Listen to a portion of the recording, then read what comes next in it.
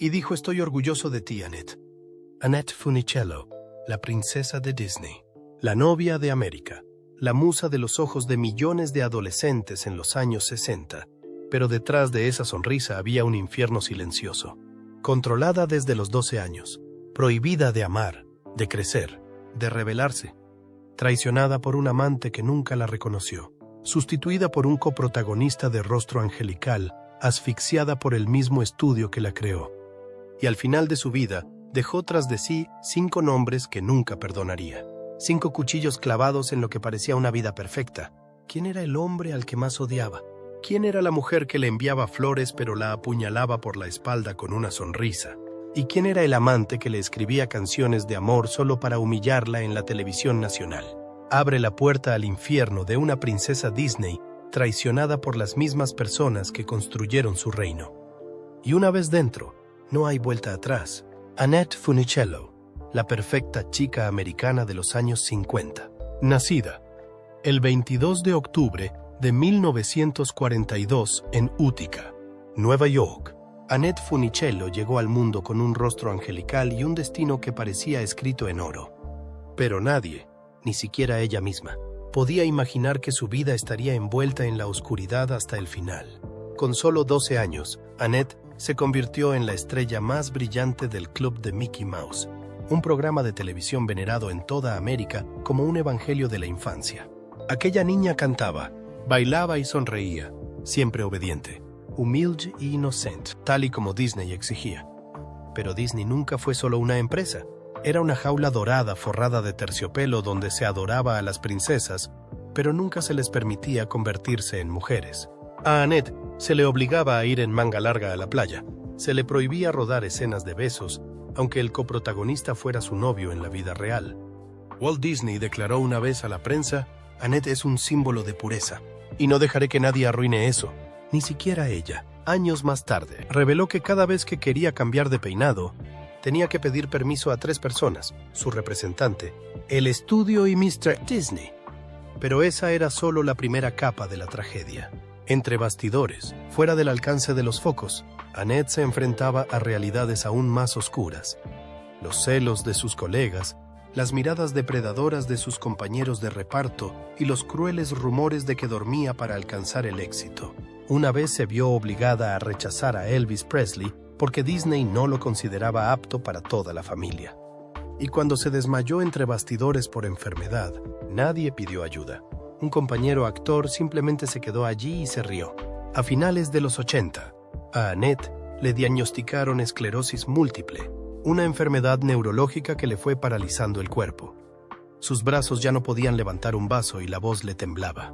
Pero más dolorosos que la enfermedad fueron los ojos compasivos de los fans y los hombros fríos de los que una vez la llamaron leyenda. La tacharon de vieja gloria, de mascota Disney pasada de moda. Alguien llegó a decir que debería morir para preservar su imagen. Y entonces, antes de su último aliento, Annette hizo algo a lo que nunca se había atrevido en más de 70 años de vida. Escribió los nombres de 5 personas que le causaron dolor. Rompieron su espíritu y nunca serían perdonadas. 5 nombres, sin explicación ni justificación. Pero cada nombre fue una tormenta que arrancó la bonita fachada de Hollywood. Un amante que nunca amó de verdad. Una colega que sonreía mientras la apuñalaba por la espalda. Una coprotagonista que la convirtió en una muñeca sonriente. 1. Walt Disney, el hombre más engañoso de mi vida. Annette nunca escribió su nombre en su cuaderno final. Simplemente escribió 3 palabras en tinta negra, en mayúsculas. El hombre mágico. El hombre de la magia. El que la descubrió. El hombre que una vez le dijo a toda América: «Annette es la mejor chica de América, y siempre lo será». Pero nadie sabía que fue él quien la convirtió en una marioneta bajo los focos. Walt Disney no gritaba, no insultaba. Se limitaba a sonreír, a sentir y dar órdenes con la mirada. Recordó una vez, no tenía que decir nada, solo fruncir el ceño y supe que había hecho algo mal. Solía pensar que era el amor de un padre, hasta que me di cuenta de que no me quería. Amaba mi imagen, la versión de mí que él creó. A Annette no se le permitió amar, crecer, madurar. Cuando quería liberarse de la imagen de princesa, probar un papel de villana o llevar un vestido sin espalda, la respuesta era siempre no. No se le permitía salir en público. Cuando se extendieron los rumores sobre ella y Paul Anka, el equipo legal de Disney envió inmediatamente cartas de advertencia a la prensa, amenazando con demandas por manchar la imagen de una estrella adolescente. Me convirtió en una ilusión, una princesa de plástico que no podía llorar, no podía enfadarse, no podía decir la verdad. Cuando Annette quiso abandonar la serie de películas Beach Party, sintiendo que su imagen estaba siendo explotada, Disney la llamó a su oficina. Le dio un anillo de oro grabado con una A y le dijo: «No vas a ir a ninguna parte, nos perteneces». Y se quedó, por miedo, porque sabía que si se iba, lo perdería todo. Hasta el día en que descubrió que tenía esclerosis múltiple. Escribió en su diario: «Perdí el control de mis brazos y piernas, pero la verdad es que nunca tuve el control de mi vida. Disney me lo quitó cuando tenía 12 años. No era gratitud, era una prisión de diamantes. Y ella le odiaba, no porque fuera cruel, sino porque sabía hacer creer a todo el mundo que era un ángel». Para Annette Funicello, Walt Disney no era el creador de la magia, era el mago más despiadado que Hollywood haya conocido. Y ese era solo el primer nombre de la lista. A continuación, desenmascararía a un coprotagonista que me robó la juventud y se hizo la víctima. 2. Frankie Avalon, el ladrón de juventud con cara de nostalgia. Frankie Avalon. Le llamaban el rey de la playa, la novia de América, el rostro eternamente joven de la nación. Y si solo miras las fotos, solo echas un vistazo a las escenas de baile y los besos junto a la playa, pensarías que era el coprotagonista perfecto. Pero para Annette, Frankie no era un amigo. Fue una cadena perpetua que tuvo que soportar en bikini durante toda su juventud.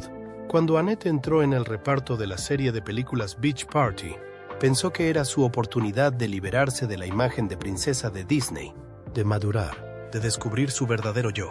Pero pronto se dio cuenta de que no era actriz. Yo era un accesorio para que él brillara. Frankie lo controlaba todo, desde los ángulos de cámara hasta el vestuario de Annette. Una vez quiso llevar un bikini de 2 piezas como las demás actrices y el director accedió. Pero al día siguiente, Frankie entró en el camerino y tiró el bikini a la basura. «Eres Annette, no Jane Mansfield. Ponte esto», le dijo, entregándole un traje de neopreno de cuerpo entero que le cubría desde el cuello hasta las rodillas. Ella se tragó su frustración, pensando que era protección, hasta que se quedó embarazada de su primer hijo. Y Frankie sugirió a los productores que cortaran todas sus escenas en primer plano porque no era atractiva. «No es atractivo». Esa frase atravesó el vientre de una mujer cargada de vida.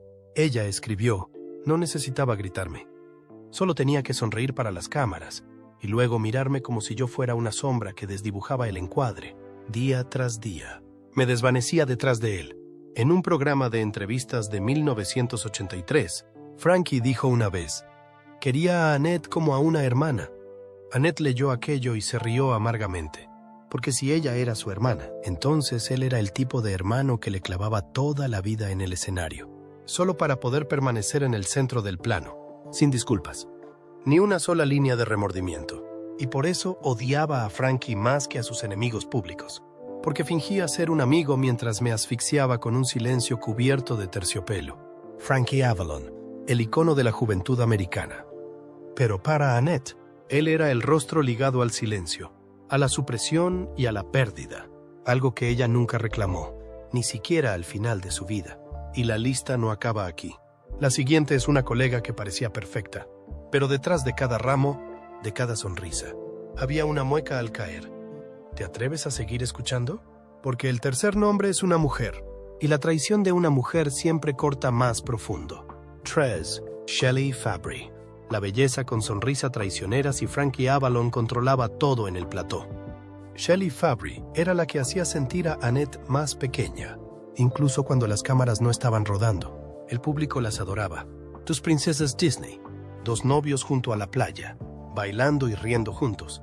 Pero detrás del objetivo, Shelley era el escalofrío que se colaba por cada grieta de la confianza de Annette. Una vez escribió: «Nunca gritó, nunca regañó. Siempre estaba cerca del director, susurrando al ayudante de producción en el momento justo, y aparecía cada vez que yo tropezaba». Hubo una vez que Annette se cayó mientras rodaba una escena de carrera en la playa. Su rodilla estaba ensangrentada, su mano raspada. El equipo se apresuró a ayudar, pero Shelley se quedó allí, aplaudiendo y riendo. Cayó como una profesional. Denle un Emmy. Una broma, una risa ligera. Pero para Annette fue un corte profundo y cortante. Después de la sesión, Shelley envió un ramo de flores a la habitación de Annette. La tarjeta decía: «Siempre has sido mi inspiración, deseándote una pronta recuperación».